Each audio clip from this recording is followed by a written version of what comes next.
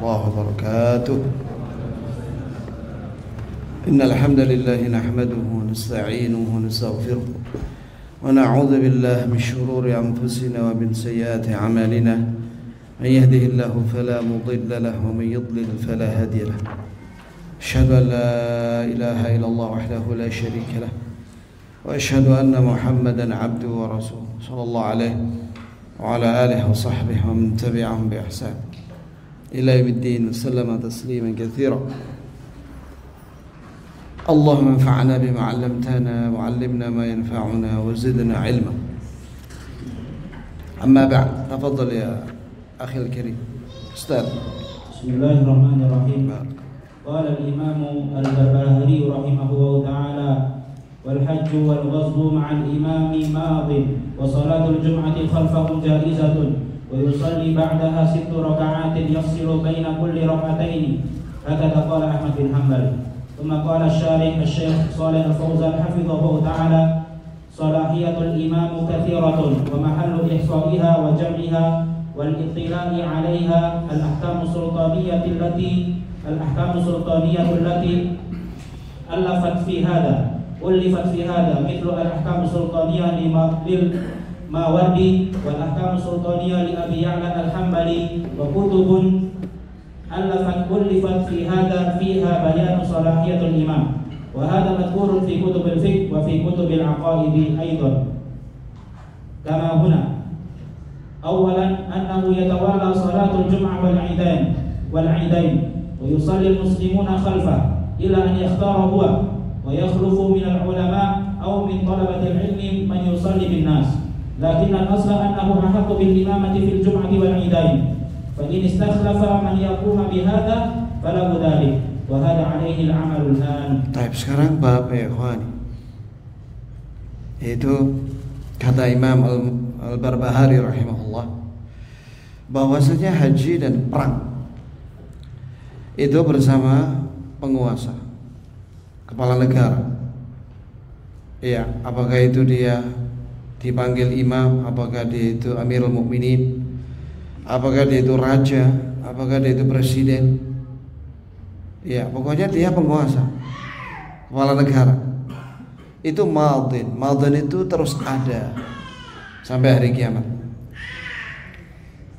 Ya, begitu pula di sini diterangkan bahwasanya keberadaan kepala negara itu banyak sekali manfaatnya dan maslahatnya. Ya, begitu pula jika ingin mengetahui pembahasan masalah ini, yaitu tentang kewajiban kepala negara dan juga bagaimana cara memilihnya dan juga ciri-cirinya, sifatnya, dan juga kewajiban rakyat kaum muslimin terhadap penguasa. Silakan baca buku namanya Al-Ahkam As-Sultaniyah karya Imam Al-Mawardi dan juga karya Imam Abu Ya'la Al-Hambali, dan juga ada lagi buku Siyasah Syar'iyyah karya Syekhul Islam Ibn Taimiyah rahimahullah yang disyarahkan oleh Syekh Muhammad bin Shalih Al-Utsaimin, dan ada beberapa buku tentang masalah ini, yaitu hak-hak dan kewajiban penguasa dan juga hak-hak dan kewajiban rakyat. Itu di antara pembahasan masalah ini dibahas oleh para ulama dalam buku fikih dan juga dalam buku akidah. Jadi ini juga masuk dalam bab fikih dan akidah.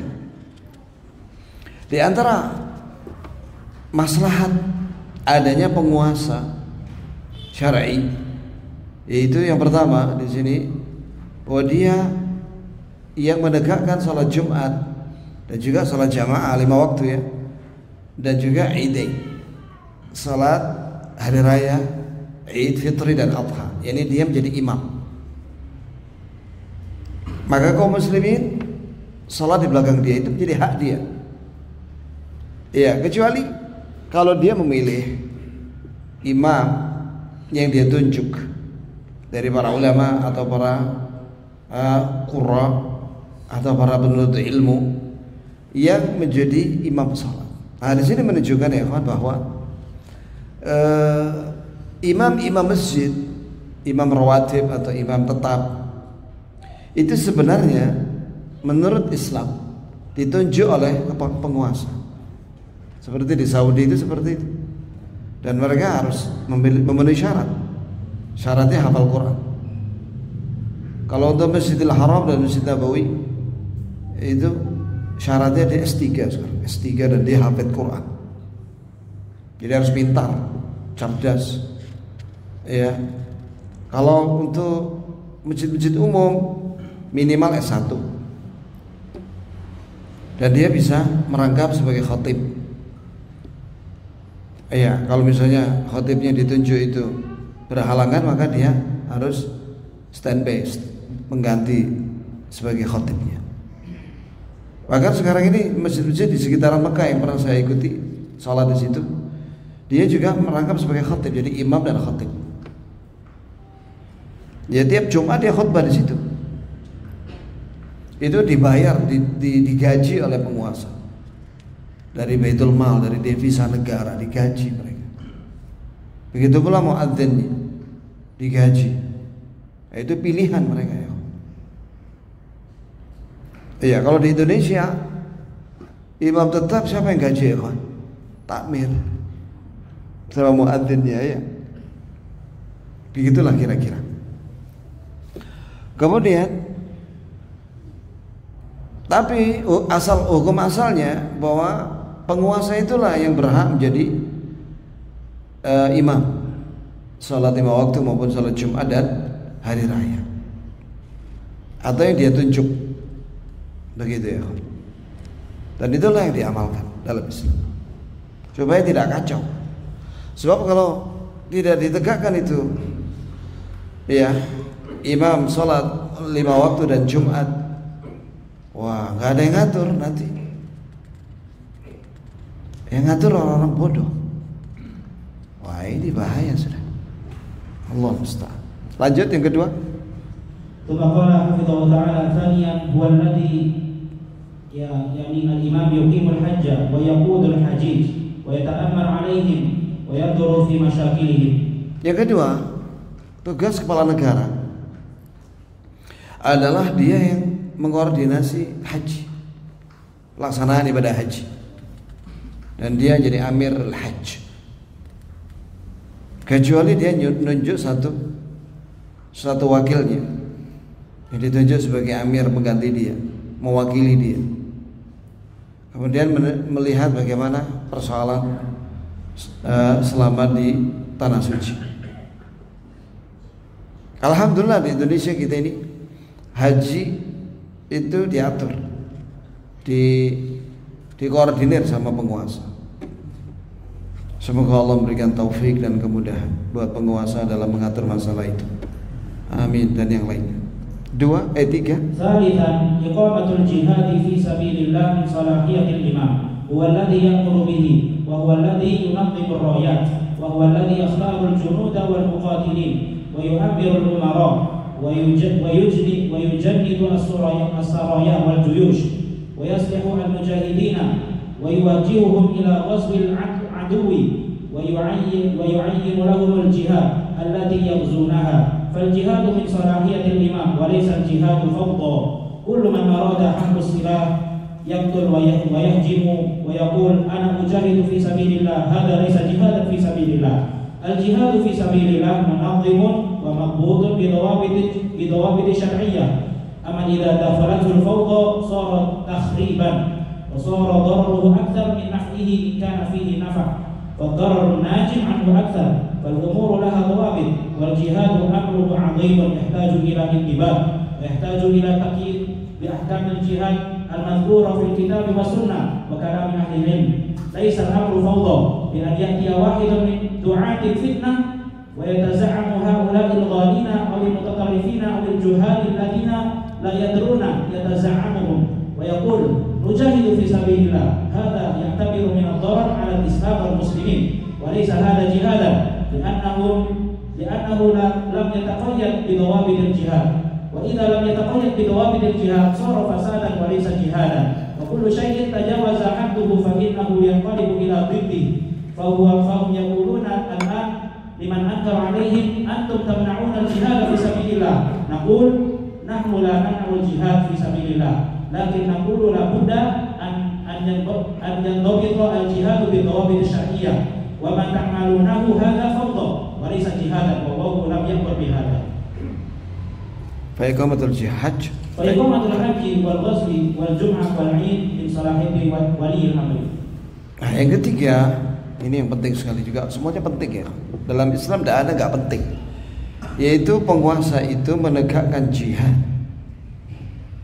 fisabilillah. Jihad itu bukan hanya perang ya. Jihad itu bisa dalam bentuk dakwah, dengan lisan, dengan harta, dengan bagi-bagi zakat.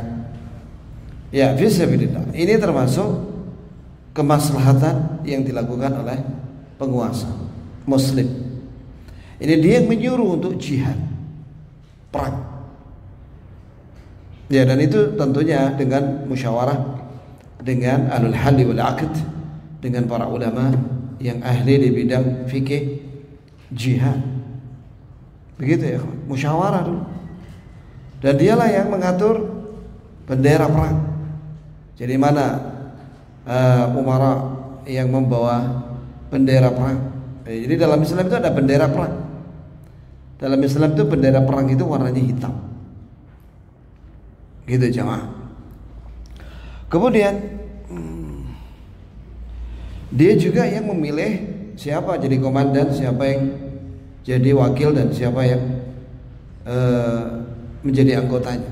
Jadi bagi-bagi berdasarkan ada peleton, ada apalagi batalion, begitulah ya.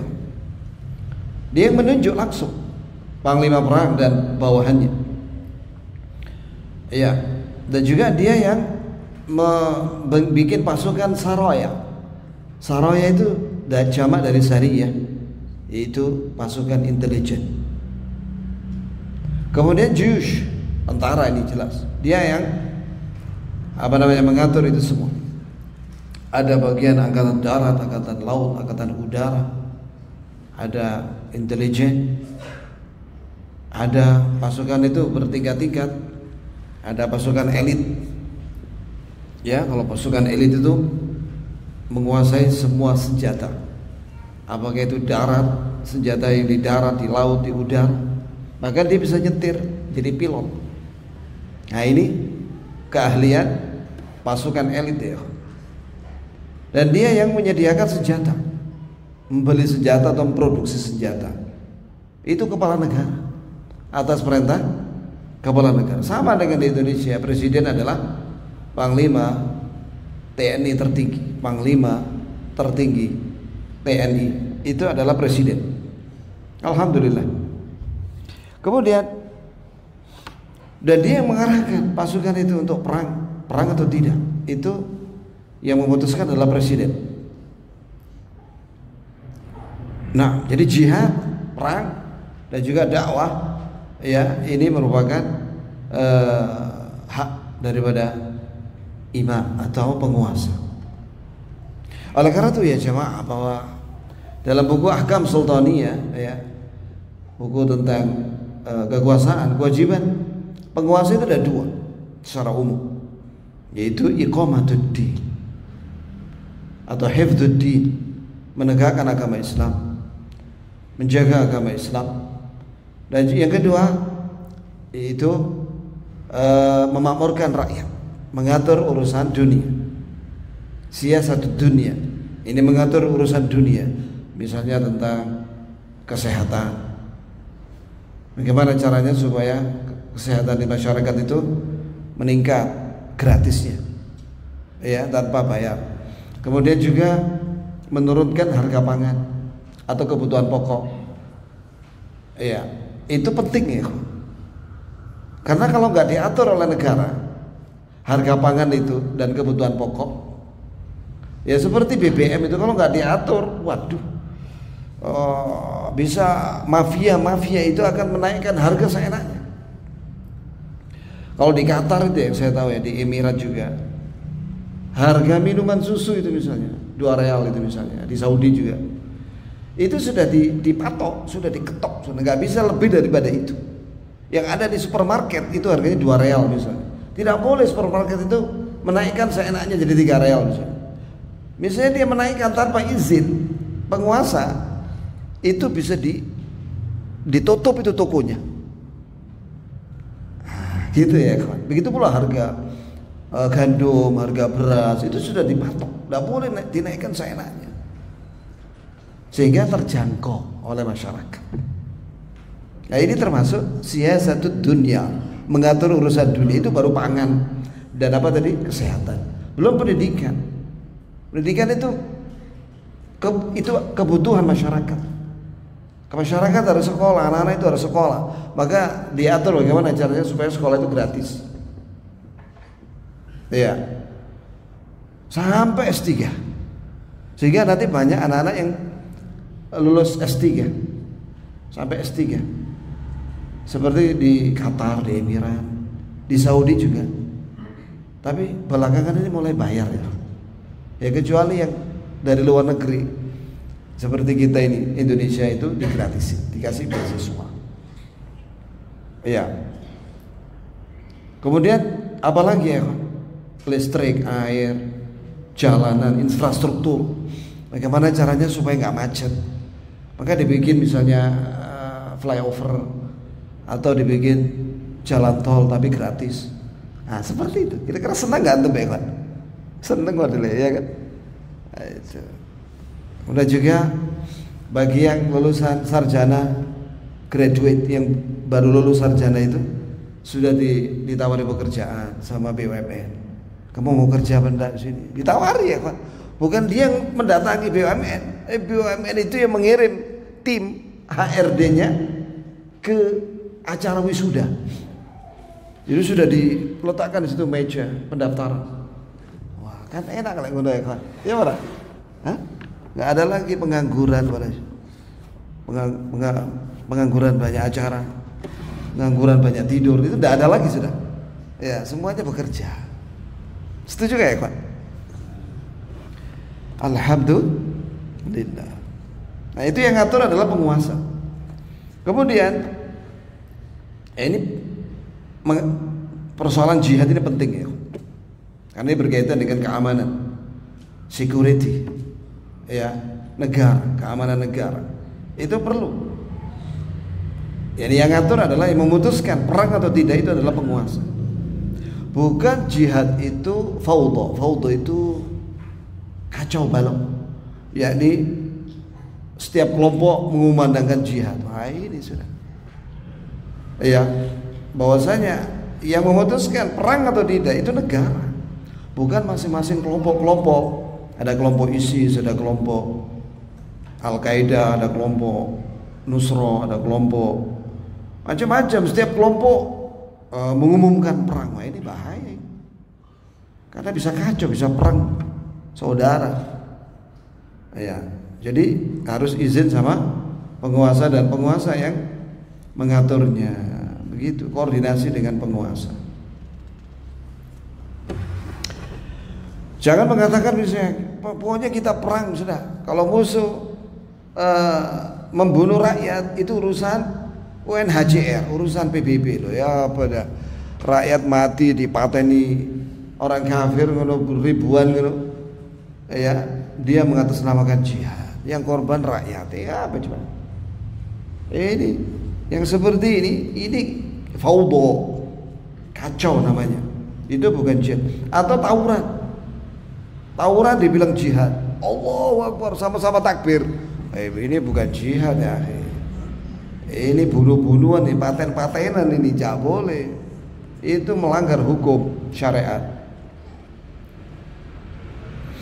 Jadi senjata itu diatur oleh penguasa. Tidak boleh sembarangan orang memiliki senjata. Sebab kalau dibebaskan masyarakat punya senjata api ya tanpa izin, bahaya. Bisa bunuh-bunuhan di jalanan, kayak di Amerika, kayak di Yaman, begitu. Masing-masing orang, anak-anak muda itu wah nembak-nembak ke atas begitu, itu peluru tajam itu ya. Nah, biar diatur oleh penguasa. Jadi jihad itu munazzam, madbut. Ini diatur oleh penguasa dan dia ada aturan syariatnya. Tidak sembarangan begitu. Sebab kalau tidak diatur oleh penguasa yang muslim, maka akan terjadi takhrib. Takhrib itu pengerusakan. Allah, apa yang disampaikan Syekh Shalih Fauzan itu kita bisa lihat dengan mata kita sekarang.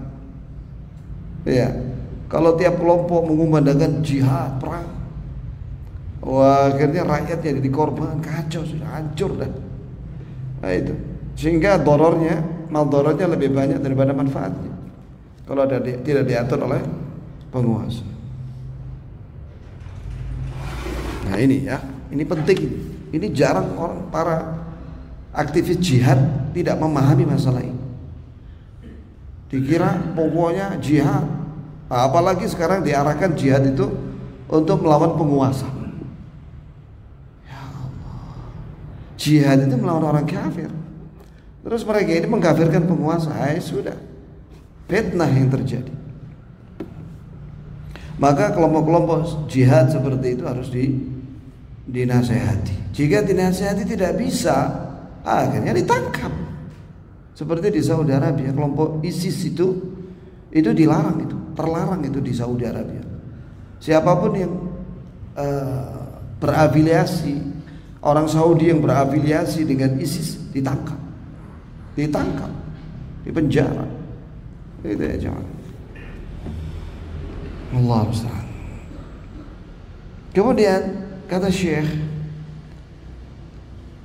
para ulama Ahlussunnah yang menyampaikan masalah ini dengan benar ya, itu dituduh menghalangi jihad.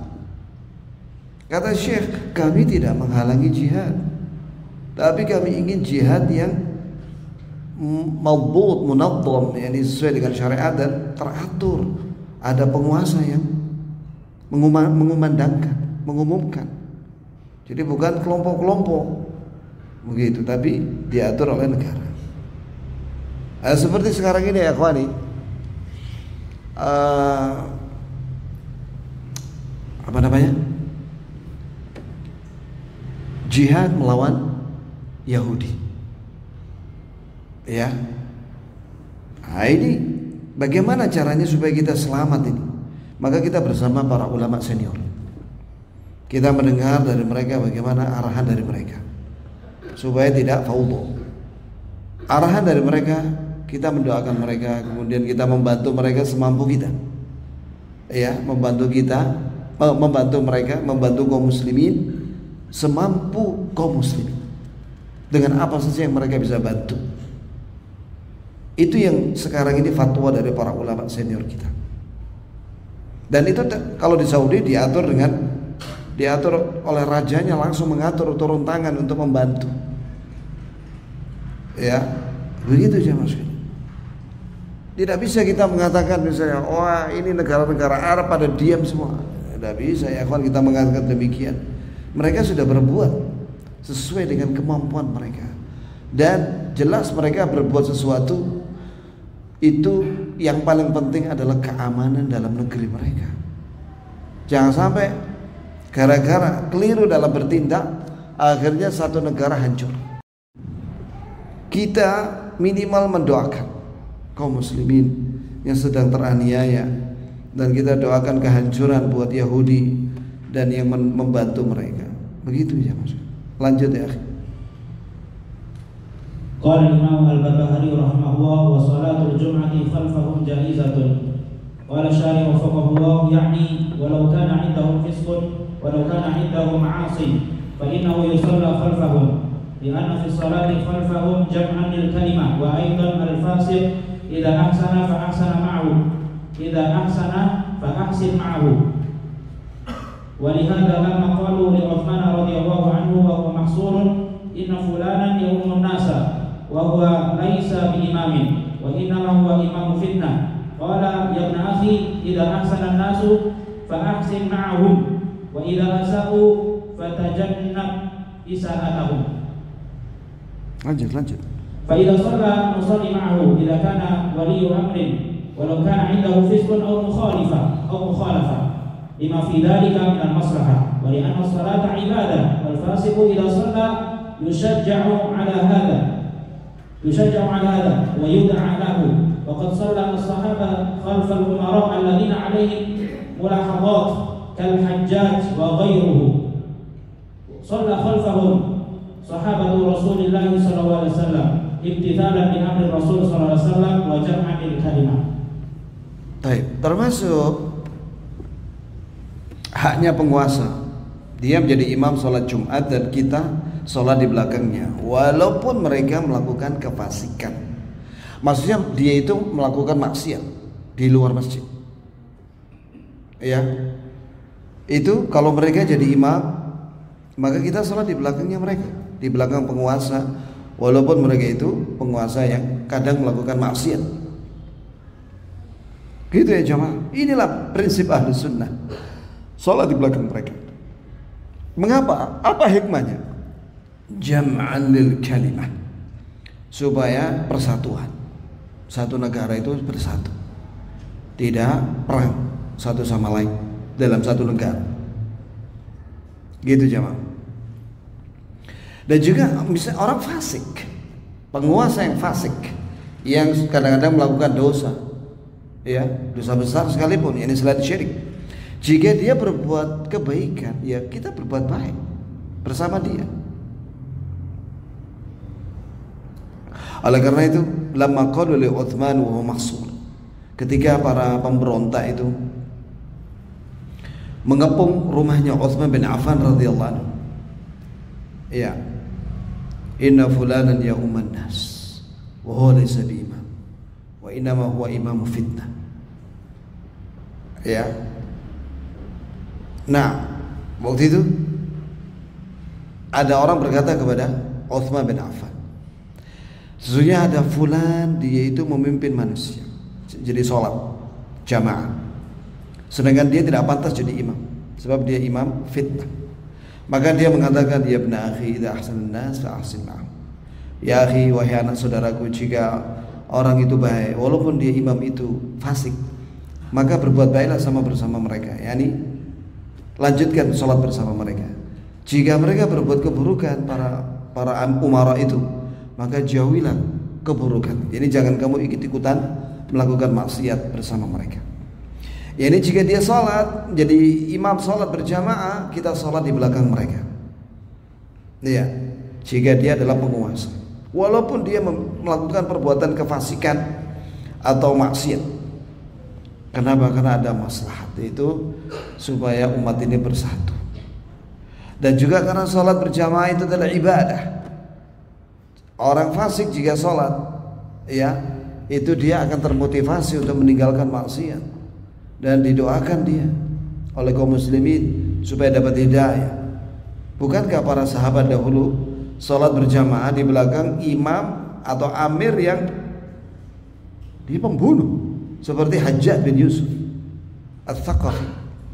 Tahu ya kawan, Hajjaj bin Yusuf ini amir dia, dan dia memimpin sholat, tapi dia di luar masjid membunuh kaum muslimin. Orang Islam yang dibunuh, bukan kafir. Orang Islam berapa jumlahnya yang dibunuh? Kurang lebih 100.000 orang. Pembunuh dia. Di antara yang dibunuh adalah Sa'id ibn Jubair, Abdullah bin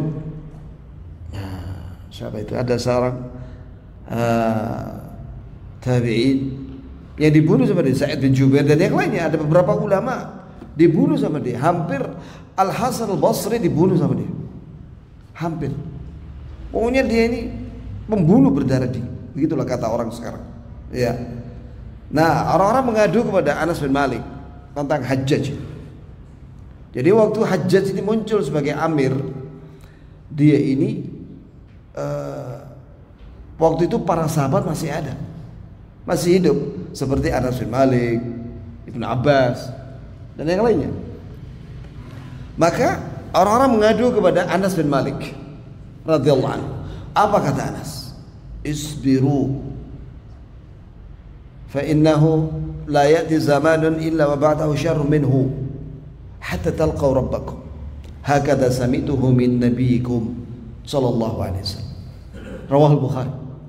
Kata Anas, sabarlah kalian, jangan memberontak, sebab tidak akan datang suatu masa kecuali masa yang akan datang itu lebih buruk daripada sebelumnya. Ini dari sisi agama lebih buruk. Sabarlah kalian. Iya, aku mendengar itu dari Nabi kalian. yakni tidak akan datang satu masa kecuali masa yang akan datang lebih buruk daripada sebelumnya sampai kiamat. Jadi semakin bertambah tahun kondisi semakin buruk agama Islam itu yang ada pada umara dan juga masyarakat. Maka kita harus sabar melaksanakan perintah Allah, sabar menjauhi larangannya, sabar ketika tertimpa musibah. Ketika zaman fitnah, ya banyak bencana yang menimpa agama Islam, baik pada umara dan juga rakyatnya, maka ingat pesan para ulama senior kita. Al-hifdzu minallah. Penjagaan dan keselamatan dunia akhirat itu hanya Allah yang bisa terhadap kita, untuk kita. Maka lakukanlah, ini perbaiki imanmu, ketaatanmu kepada Allah. Semakin kau mendekat kepada Allah dan banyak berdoa kepada Allah, mohon keselamatan dari fitnah. Itulah yang seharusnya kita lakukan. Jangan kita ikut-ikutan fitnah. Jangan kita ikut-ikutan berbicara tanpa ilmu, tapi tetap kita bersama para ulama senior, ya Ahlus Sunnah wal Jamaah, ya, supaya kita selamat. Jelas ya jamaah. Mensikapi pilpres ini ya, ada banyak berseliweran itu. Orang berpendapat menuduh bahwa yang membolehkan mencoblos presiden tanggal 14 Februari nanti itu terpengaruh dengan hizbiyin haroki. Subhanallah, yakni pemilih presiden itu ada fatwa dari ulama senior kita yang sudah meninggal maupun masih hidup. Yang sudah meninggal seperti Syekh bin Baz, Syekh bin Utsaimin, ya, dan lajnah daimah. Lajnah daimah itu ya kumpulan ulama senior. Di situ ada Syekh Shalih Fauzan, ada Syekh Hudayyah yang sudah meninggal maupun yang masih hidup sampai sekarang. Membolehkan memilih presiden, ya, ikut pemilu, ya, pilpres itu dibolehkan. Kenapa? Dalilnya apa? Karena ada maslahat buat kaum muslimin, buat Islam dan kaum muslimin. Seorang muslim bisa melihat mana di antara calon-calon itu yang menguntungkan Islam. Begitu ya jemaah. Jangan ketika seorang muslim mengamalkan fatwa ini dituduh haroki, hizbi, ikhwani. Loh, ini ada fatwa kok. Kif dituduh haroki. Cuma itu yang kita ambil fatwanya. Adapun untuk anggota dewan, nah ini ya kawan. Itu ada fatwa dari Syekh Profesor Dr. Sulaiman Ar-Ruhaili. Ini berbeda.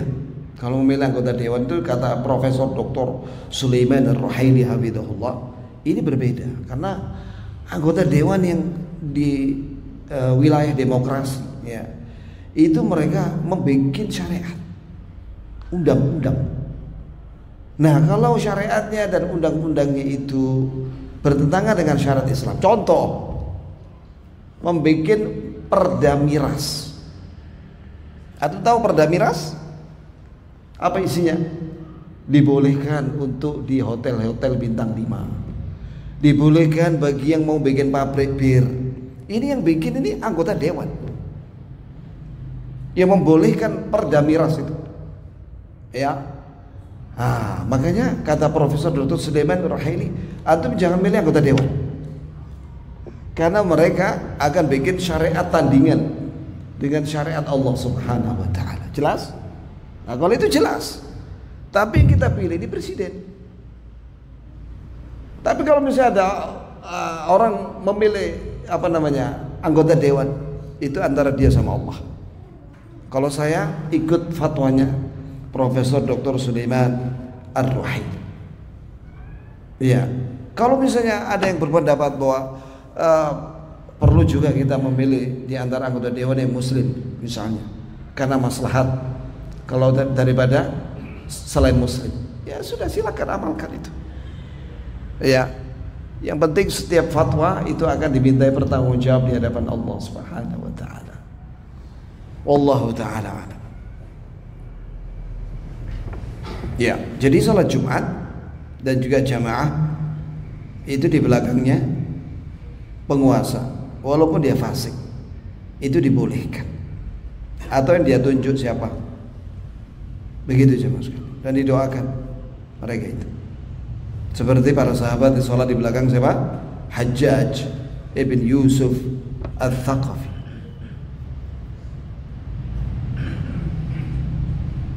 Lanjut.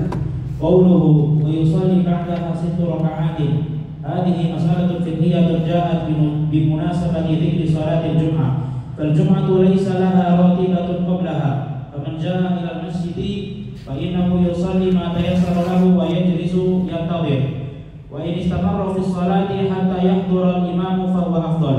Ala annahu naflun mutlaq laysa lahu 'alaqah bi salatil jum'ah. Amma ratibatul jum'ah fa hiya ba'daha. Aqalluha rak'atan wa aktsaruha 'ala al-masyhur 4 raka'atin bi salamaini. Wa jaa'a fi riwayah annaha 6 raka'atin bi 3 taslimat. Idzan yakunu aqalluha rak'atan wa aktsaruha 6 raka'atin aw 4 raka'atin kama huwa al-masyhur. Qauluhu yafsilu baina kulli rak'ataini hakadha qala Ahmad bin Hanbal. Baik, sebentar. Oh ya, lanjut. Ai laisa ma'naha dzalika annahu yusalli 6 raka'atin sardan bi salamin wahid, bal 6 raka'atin kullu rak'ataini bi salamin aw 4 raka'atin kullu rak'ataini bi salamin. Hadha huwa al-afdal. Wa nisbatuhu ila al-Imam Ahmad li anna al-musannif Hanbaliyun wa ya'rifu madhhab al-Hanbali Ahmad. Hadha riwayah an Ahmad annahu 6 raka'atin wal masyhur annaha 4 raka'atin. Baik, kemudian kata Imam Al-Barbahari rahimahullah, salat setelah salat Jumat, salat sunnah itu kata beliau 6 rakaat.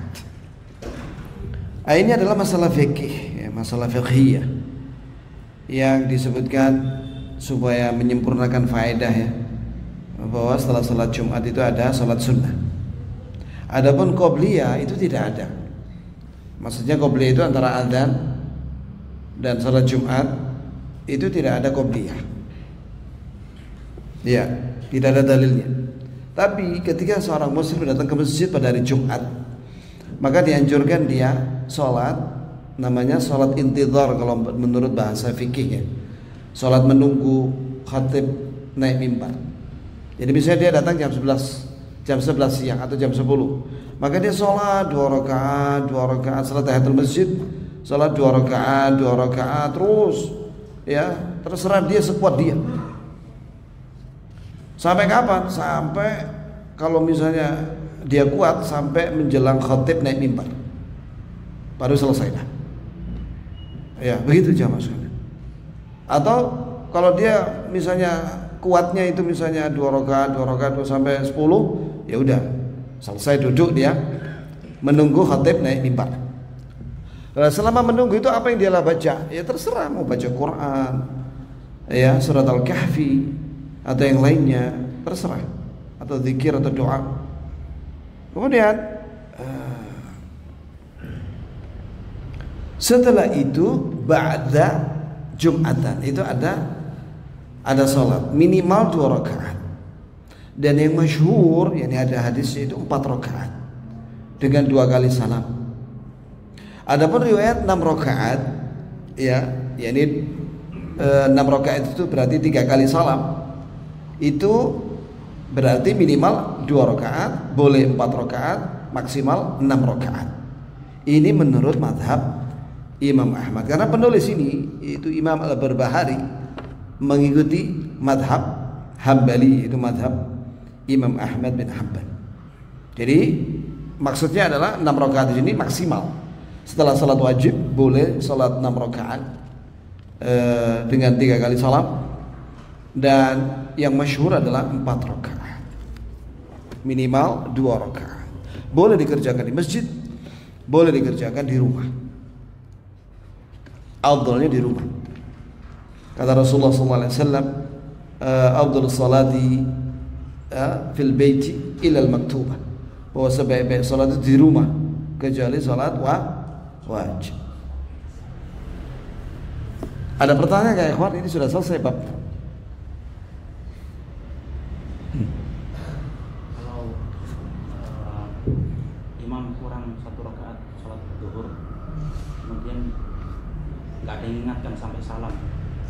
Maksudnya imam Kurang 1 rakaat sholat zuhur 4 rakaat, nggak ada yang ingatkan sampai salam.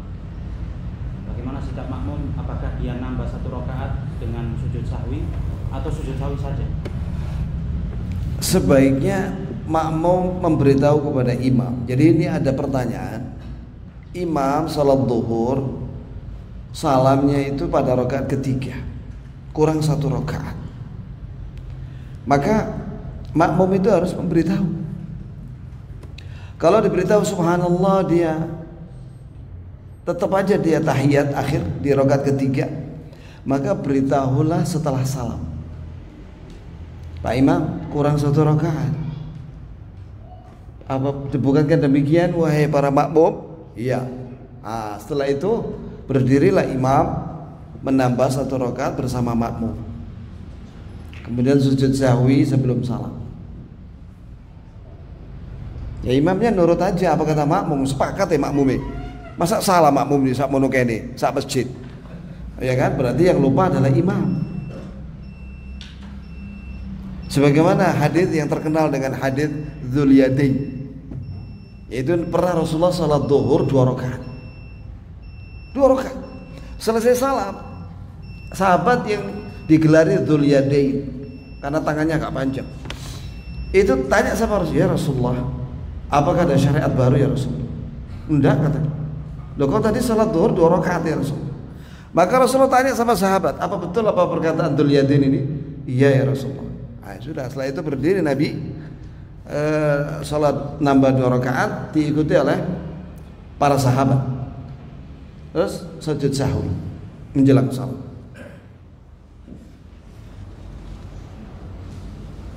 Sudah bel ya kawan. Ada lagi pertanyaan nggak? Bolehkah sujud sahwi setelah salam? Boleh. Boleh. Sujud sahwi setelah salam itu apabila kelebihan. Kalau kurang sebelum salam. Iya. Tapi kalau misalnya bingung, ini orang awam ya, mau setelah apa sebelum?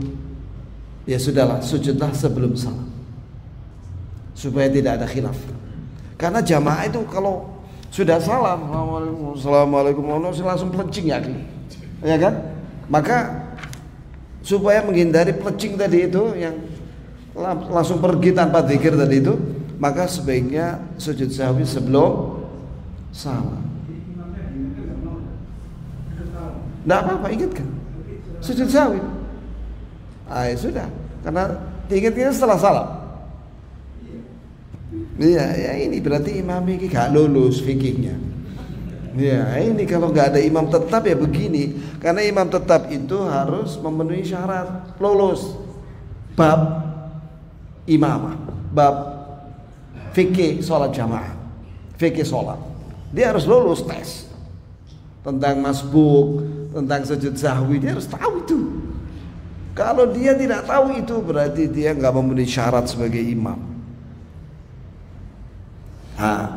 Kenyataannya ketika dia salah, bingung sudah jamaah, sak masjid bingung, gara-gara imami bingung. Dia jamaah. Cukup. Ada lagi? Fadhal.